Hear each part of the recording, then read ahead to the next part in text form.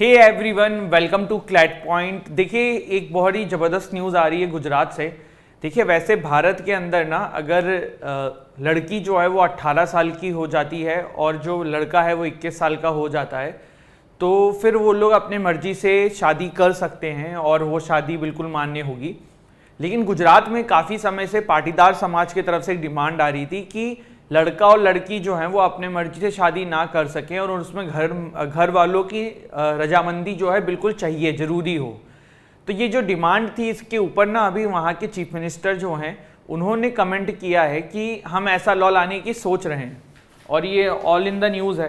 तो अगर ऐसा अगर ऐसा कुछ हो जाए तो आपका इसके ऊपर क्या ओपिनियन है और आपको लगता है कि ऐसा होना चाहिए कि नहीं होना चाहिए? देखो, एक्चुअली क्या है ना, इंडिया एंड वेस्टर्न कंट्रीज में थोड़ा अंतर है। वेस्टर्न कंट्रीज में अगर आपको पता हो कि ओल्ड एज में ना बच्चे जो हैं वो पेरेंट्स के साथ नहीं रहते हैं, बट इंडिया में ऐसा नहीं है। इंडिया में पेरेंट्स की एक्सपेक्टेशन होती है कि उनके ओल्ड एज में बच्चे उनके साथ रहें और उनके कहना माने, उनके तरीके से जिएं। तो इसीलिए एक डिमांड आती है कि हम जिससे चाहते हैं उसी से हमारा बेटा या बच्ची शादी करे। तो ये इसी तरीके का एक गुजरात में भी एक डिमांड काइंड ऑफ बढ़ रहा है। आप लोगों का इसके ऊपर क्या ओपिनियन है, जरूर बताइएगा। बढ़ते हैं आगे, शुरू करते हैं हमारे आज के द हिंदू न्यूज़ डिस्कशन को। देखिए, क्लैट 2024 का एवेंजर बैच ओनली 17,999 में आपके लिए अवेलेबल है। 7 books, live classes, personal mentorship, mock test, everything will be there. अगर आप 2025 की तैयारी कर रहे हैं देन 32,999 रुपीज़ 2 साल की ये फीस है। अगर आप हमारे मॉक लेना चाहते हैं तो क्लैट पॉइंट का यूजी का मॉक जो है वो 2,999 रुपीज़ में है। 35 प्लस मॉक्स आपको इसमें मिलेंगे और अगर आप हमारे एनएल सेट के 35 प्लस मॉक्स चाहते हैं तो you can get it for 4,999 only. अगर आप एनएल सेट की प्रिपरेशन कर रहे हैं then you can go for our Prarambh batch. इन सभी कोर्सेज की डिटेल आपको डिस्क्रिप्शन से हमारी ऐप डाउनलोड करके मिल जाएगा और डेमो क्लासेस भी दिख जाएंगी। और भी आपके कोई डाउट्स हो तो हमारी टीम का कॉन्टैक्ट नंबर भी है, आप कॉन्टैक्ट करके भी जानकारी ले सकते हैं। तो देखो, ये पहली न्यूज़ तो वही है जो भी मैंने आपको बताया कि गुजरात में इस तरीके का मन बनाया जा रहा है। अब अगर ऐसा कोई कानून आता है, कोर्ट में टिकेगा भी कि नहीं टिकेगा, ये भी एक अपने आप में क्वेश्चन का विषय है। यहाँ पे देखिए क्या है, amid fresh clashes ITLF leaders to meet Amit Shah. देखो, मणिपुर में नया चीज़ें शांत होने का नाम नहीं ले रही है और इसी के चलते हुए जो हमारे होम मिनिस्टर साहब हैं वो अब मणिपुर में जो लोकल जो एथनिक ग्रुप्स हैं या फिर जो ट्राइबल कम्युनिटीज़ हैं उनके जो लीडर्स हैं उनसे मिलेंगे और बातचीत करके चीज़ों को सॉर्ट आउट करने की कोशिश कर रहे हैं। तो ये मणिपुर है, इसमें पूरी क्राइसिस आपको पता है, पूरी चीज़ें आपको पता है। मैंने लास्ट सेशन में शायद आपसे पूछा था कि मणिपुर का पहले नाम क्या था, मुझे कमेंट सेक्शन में बताओ। तो आप सभी ने लगभग इसका सही जवाब दिया था और जब भी मैं कोई क्विज का क्वेश्चन पूछा करूँ तो बता दिया करो, नहीं पता रहा करे तो गूगल में करके देख लिया करो। बट आप अभी इस चीज़ को बहुत लाइटली लेते हो, लेकिन आई एम टेलिंग यू कि आप जब कोई चीज़ गूगल करके या कुछ करके लिखते हो ना कमेंट सेक्शन में, you are not going to forget it कभी भी। अगर एग्जाम में आ गया ना तो आपका एक नंबर तो बन रहा है ना, तो थोड़ा इसके लिए एफर्ट डाला करो। PM launches revamp of 508 Amrit Bharat stations. तो रेलवे स्टेशन को रिमैप करने की बात हो रही है। एग्जाम के पर्सपेक्टिव से ये भी इंपॉर्टेंट नहीं है, बट हाँ, देश दुनिया में क्या चल रहा है इसीलिए इसको यहाँ पे कवर कर लिया गया। इसके बाद देखो, अगली न्यूज़ है, balladeer Gaddar dies living behind revolutionary legacy. तो ये कर्नाटका के अंदर बहुत ही पॉपुलर आप कह सकते हो कि राइटर हैं, कंपोजर ऑफ सॉन्ग्स हैं, एज वेल एज रिवॉल्यूशनरी। इनको सॉन्ग्स के थ्रू इन्होंने काफ़ी रिवॉल्यूशन लाया हुआ है। तो इनका नाम गद्दर था।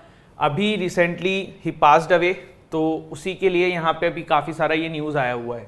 थोड़ा सा देख लेते हैं। Revolutionary balladeer and folk singer Gaddar passed away here at private hospital on Sunday afternoon while undergoing treatment for a heart related ailment. फिर ठीक है, इनके कुछ प्रसिद्ध सॉन्ग जैसे कि पुदुस्टमा पुड्डू मीडा नदुस्टु काला, दिस इज एक सॉन्ग है पोरुत तेलंगाना करके। तो ये हैं अबाउट गदर एंड रिसेंटली ही पास्ड अवे। अगर इनके नाम का प्रोनाउंसिएशन मैं थोड़ा गलत कर रहा हूँ तो कोई ऑफेंड मत होना, इंटेंशनली नहीं है, क्योंकि मेरे लिए नया था तो इसीलिए मैंने अगर कुछ गलत हुआ होगा तो। इसके बाद देखिए अगला न्यूज़ है, why did Meta block in Canada access to news reports. देखो कनाडा के अंदर ना भी एक नया लॉ पास किया गया है जिसका नाम है ऑनलाइन न्यूज़ एक्ट, ठीक है। क्या नाम है? Online news act. इसके अंदर ना सोशल मीडिया कंपनीज को अगर कनाडा के लोकल न्यूज़ चैनलों की न्यूज़ें चलानी होंगी तो उनको जो है ना उसके साथ कुछ रेवेन्यू शेयर करना पड़ेगा, कुछ कंपनसेशन करना पड़ेगा। तो ऐसा अभी क्योंकि कोई एग्रीमेंट हुआ भी नहीं है मेटा का और शायद वो करना भी ना चाहें, तो इसीलिए मेटा ने ब्लॉक कर दिया है कनाडा में कोई सी भी उनके प्लेटफॉर्म पे न्यूज़ एक्सेस का। तो Meta block Canada's access to news reports. तो ये चीज़ यहाँ पे मेटा ने करी है, ठीक है। क्यों करी है? क्योंकि ऑनलाइन न्यूज़ एक्ट करके कनाडा का ये आया हुआ है, तो ये चीज़ भैया मार्क जकरबर्ग को समझ में नहीं आया है, ठीक है। अब हर न्यूज़पेपर में हर अखबार के एडिटोरियल्स में एक टॉपिक जो है बड़ा न्यूज़ में है, वो है रागा कन्विक्शन, ठीक है। और साथ में अभी जो हमारी कोर्ट ने वर्डिक्ट दिया है उसका असर इनके कन्विक्शन पे कैसे पड़ा, उसका असर इनके डिस्क्वालिफिकेशन पे कैसे पड़ा, तो ये सारी चीज़ें जो हैं अब हम देखना शुरू करते हैं, ठीक है। तो देखिए सबसे पहले अगर हम हमारे देश के कॉन्स्टिट्यूशन की बात करें गाइस, तो हमारे देश का कॉन्स्टिट्यूशन डिस्क्वालिफिकेशन के बारे में बात करता है क्या? तो बिल्कुल करता है। आर्टिकल 102 सब क्लॉज 1 ये एमपी के लिए एंड आर्टिकल 191 सब क्लॉज 1 ये एमएलएस के लिए करता है। किन किन क्राइटेरियाज पे? जैसे कि अगर आपने ऑफिस ऑफ प्रॉफिट होल्ड कर रखा हो तब, ठीक है, या मेंटल हेल्थ का एक रीजन दिया हुआ है, इंसॉल्वेंसी का दिया हुआ है, सिटीजनशिप का दिया हुआ है। तो अभी इनको डिटेल में समझते हैं कि क्या मीनिंग है इसका।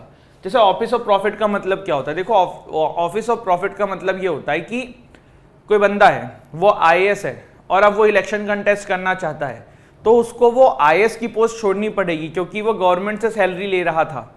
तो मतलब ये है कि अगर आपको एमपी एमएलए या कुछ बनना है तो आप सरकार से किसी और तरीके की पोस्ट से सैलरी नहीं उठा सकते हो।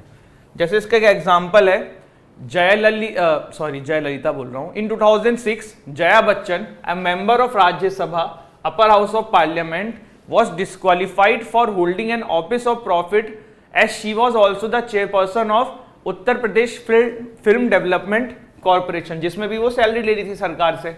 तो इसीलिए इनको डिस्क्वालीफाई कर दिया गया था। तो पहला ऑफिस ऑफ प्रॉफिट क्या होता है समझ में आया होगा। दूसरा है मेंटल हेल्थ। देखो मेंटल हेल्थ ना कहीं ऐसा डिफाइन नहीं है कि what is unsoundness of mind, but basic मतलब क्या बन सकता है अनसाउंडनेस ऑफ माइंड का, कि सही गलत में समझ में नहीं आ रहा है, डिसीजन मेकिंग कैपेसिटी थोड़ी सी कम हो गई है। तो ये कारण अगर दिखेंगे तो फिर आपको डिस्क्वालीफाई किया जा सकता है। तीसरा है इंसॉल्वेंसी, आप इंसॉल्वेंट हो गए हो। चौथा है सिटीजनशिप, कोई बंदा है उसने कहीं बाहर जाके भाई किसी और से शादी कर ली, या कोई बंदी है जिसने बाहर जाके शादी कर ली, सिटीजनशिप वहाँ की ले ली, तो भाई आप सिटीजन ही नहीं रहे हो इंडिया के, तो फिर कैसे आप भारत में एमपी एमएलए रहोगे। तो ये कुछ क्राइटेरियाज हमारे कॉन्स्टिट्यूशन के अंदर है। These articles are very important, article 102 sub clause 1 and article 191 sub clause 1, ठीक है। तो ये तो बात हुई कॉन्स्टिट्यूशन की। अब आप कहोगे सर ये 10th शेड्यूल भी तो था, वो क्या कहता है? हम ना ये देख रहे हैं बेसिकली पहले कि डिस्क्वालिफिकेशन के क्या क्या तरीके हैं इंडिया के अंदर, ठीक है। तो पहला वो हुआ। दूसरा है 10th शेड्यूल, कॉन्स्टिट्यूशन वाला समझ में आया। अब एंटी डिफेक्शन लॉ जो आया था, ये क्यों आया था? तो देखो बेसिकली ये बहुत बार हमने डिस्कस किया हुआ है कि एक बंदा जो है वो पार्टी चेंज ना करे। कर्नाटका में आपको याद होगा कि 17 एमएलएस थे, उनके ऊपर एंटी डिफेक्शन लॉ लग गया था। तो पॉलिटिकल पार्टीज की बात सुने इलेक्शन जीतने के बाद। एक जमाना था जब क्या होता था कि भाई इलेक्शन आप पता पड़ रहा है कांग्रेस से लड़ रहे हो, जीत के बाद बीजेपी में चले गए या वाइस वर्सा। तो ये चीजें रोकने के लिए एंटी डिफेक्शन लॉ लाया गया 10th शेड्यूल में। इसमें मैंने आपको गयाराम मायाराम वाली कहानी भी समझाई थी। इसके बाद दूसरा है, तीसरा जो है वो है RPA act, representation of people act 1951। ये बात करता है conviction in criminal case. Rahul Gandhi ji के लिए ना ये वाला एक्ट बहुत इंपॉर्टेंट है, आप ध्यान से सुनना।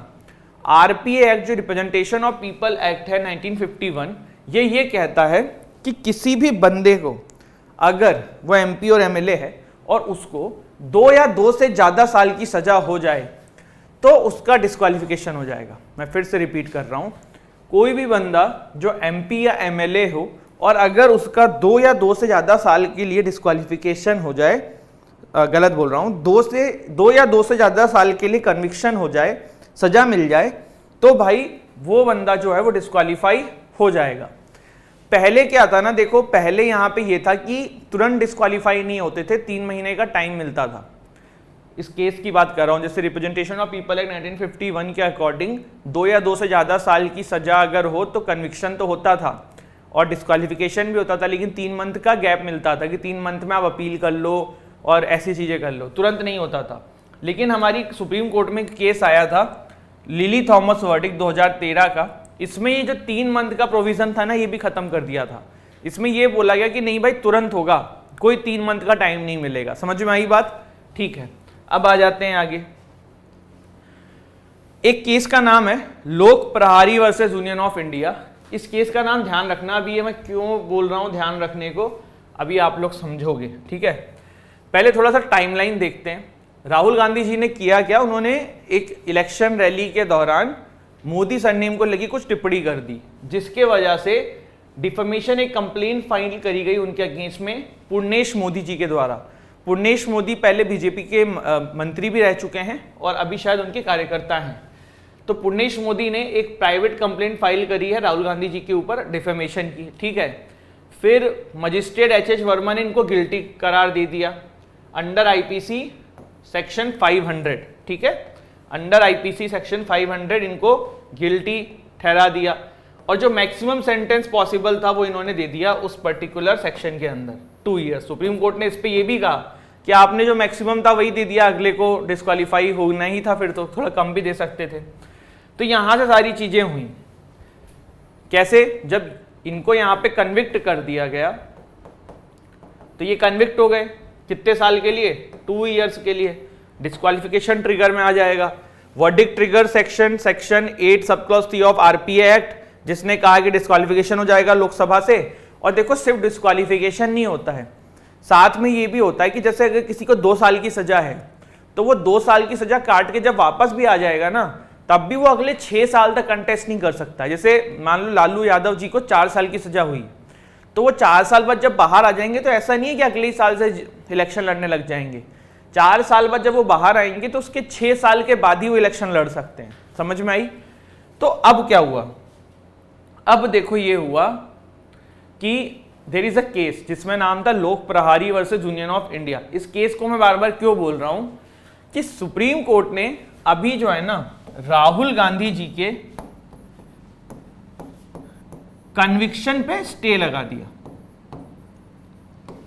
अगर सोचो सुप्रीम कोर्ट सेंटेंस पे स्टे लगाती कि राहुल गांधी जी को 2 साल की सजा नहीं होगी, तो उनकी ना लोकसभा की जो मेंबरशिप थी ना ये वापस नहीं आती। लेकिन क्योंकि उनके कन्विक्शन के ऊपर स्टे लगा दिया गया, तो जो लोक प्रहारी केस है ना उसमें ये बात आई कि तुरंत ही इनकी मेंबरशिप रिस्टोर हो जाएगी। मैं फिर से रिपीट कर रहा हूं, सुप्रीम कोर्ट अगर इनके सेंटेंस के ऊपर स्टे लगाती ना तो राहुल गांधी जी की जो मेंबरशिप है लोकसभा की वो रिस्टोर नहीं होती। बट क्योंकि इनके कन्विक्शन के ऊपर स्टे लगा दिया है तो इनकी जो मेंबरशिप है वो रिस्टोर हो गई। समझ में आई आपको बात? यहाँ पे क्या हुआ है? इस केस का नाम ध्यान है ना आपको, लोक प्रहारी वर्सेस यूनियन ऑफ इंडिया। मैंने आपको राहुल गांधी जी वाला केस का नाम भी बताया है, जो भी मोदी जी थे वो वर्सेस आपके राहुल गांधी, ये केस का नाम था, ठीक है। क्या नाम था उनका? एक सेकंड रुक जाओ। हाँ, पूर्णेश मोदी वर्सेस राहुल गांधी एंड ऐसे अदर्स करिए कुछ है केस का नाम। मैंने आपको शायद कल के सेशन में ये बताया था। तो ये था गाइस, ये आई होप आपको समझ में आया हो। देखो राहुल गांधी जी वाले डिस्क्वालिफिकेशन जो केस है ना, ये कुछ ऐसा टॉपिक है जो काफ़ी अभी न्यूज़ में रहा है, तो इसमें आपसे क्वेश्चन पूछा जा सकता है। सेम गोज इन मणिपुर वाला क्राइसिस। तो दीज आर सम टॉपिक्स ना जिसको आप रेगुलर इंटरवल पे कोशिश किया करो रिवाइज करने की, क्योंकि मेरा तो हमेशा यही कहना है कि करंट अफेयर में ना रिवीजन इज़ वेरी इंपॉर्टेंट। और एक चीज़ और दिमाग में लेके चलो कि सिर्फ रिवीजन को दिमाग में मत लो कि रिवीजन ही करेंगे, ये भी समझो कि किस चीज़ का रिवीजन करना है। ये नहीं ना कि कोई भी टॉपिक मिल रहा है हम उसका रिवीजन कर रहे हैं। मतलब 2 चीज़ें होती हैं, एक होता है पढ़ाई करना, एक होता है स्मार्ट पढ़ाई करना। और हमेशा मैं आपको बता रहा हूँ, पढ़ाई जो बहुत ज़्यादा करता है उससे कोई मतलब नहीं होता है, जो स्मार्ट स्टडी करता है ना उससे ही मतलब होता है। बहुत बार मुझसे बहुत सारे बच्चे बोलते हैं कि सर हमने 10-10 घंटे पढ़ाई करी, हमारा सिलेक्शन नहीं हुआ। यूपीएससी के अगर आप एग्ज़ाम, एक नाम जानती होगे आईएएस वाला जो एग्ज़ाम होता है, इसमें कुछ स्टूडेंट्स बहुत पढ़ते हैं पर वो सिलेक्ट नहीं होते हैं। और कुछ कुछ बहुत कम पढ़ के सेलेक्ट हो जाते हैं, क्योंकि स्मार्ट स्ट्रैटेजी ना हर एग्जाम का गेम है। अगर आपने सही चीज को नहीं पढ़ा तो फिर तो क्या ही मतलब है।